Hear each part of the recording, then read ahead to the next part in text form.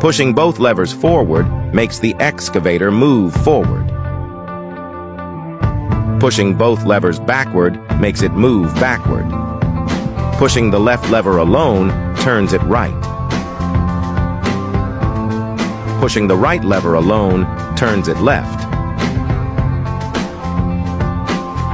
When the right-hand lever is moved to the left, it rotates left. When moved to the right, it rotates right.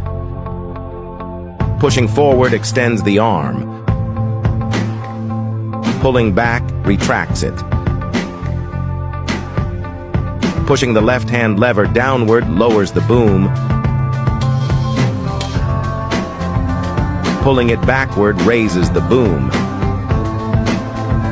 Pushing left closes the bucket to dig.